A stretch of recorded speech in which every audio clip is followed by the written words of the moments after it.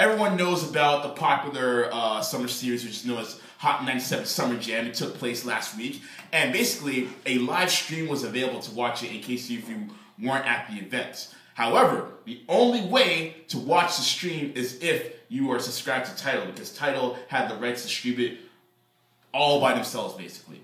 So, with this recent power move, and I want your guys' opinion on this, do you see Tidal being, a possible juggernaut in the streaming music service in the future? I can tell you, Kanye doesn't. Okay. Please elaborate on that. Yeah, he after it flopped, he was tweeting, Tidal this, Tidal that, Tidal this, Tidal that. Yeah. He's erased all those tweets that have Tidal in it. Oh, of course, the celebrity route is to erase all the tweets that you don't mean, quote unquote.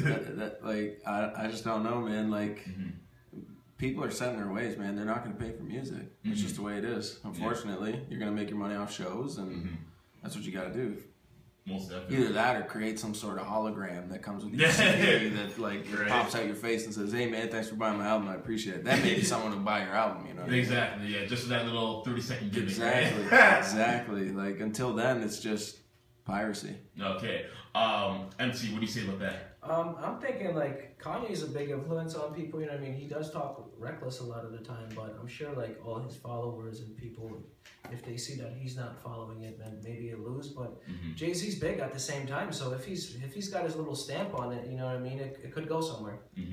Most definitely. I think what Jay-Z's doing, with the Hot 97 thing in particular, I thought it was somewhat of a smart play, because basically you're enticing more people to subscribe to Tidal for simple perks like that, for example. So any little thing you can do to get subscribers to hop on board, why not? I'm not mad at it. I think because it's so new, and I think because of the fact that most of what they're doing is more catered to artists getting their money back, basically. Yeah. I think that's why people are a little iffy on it, mainly because a lot of people have this misconception that all artists are rich, basically. Yeah. And it's only the ones who sell the major units who are rich. Yeah. But even the ones who do sell the major units, they're not relying solely on their music. That's why they dabble in other ventures as well. For example, you have Drake, who is the global ambassador for the Toronto Raptors as well. That's some side coin that he's getting right there. Also, he's involved with the King of the Dog, probably making a little bit of change. Yeah, of course, rightfully so, because it's his brand that's attached to it, right? So I'm not mad for Jay-Z for doing that. I just feel like people,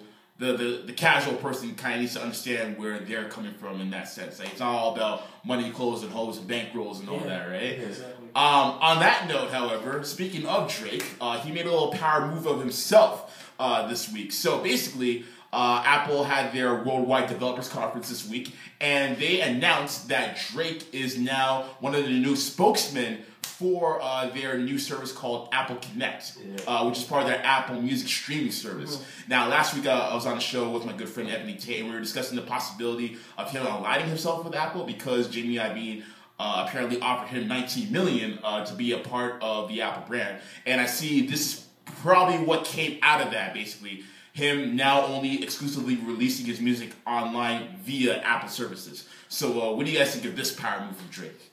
I'm still really curious about what it actually is, because it sounds like it's going to be helping artists distribute music. I don't know if it's another form of iTunes or what it is, but it caught my interest, man. I watched his little speech with his,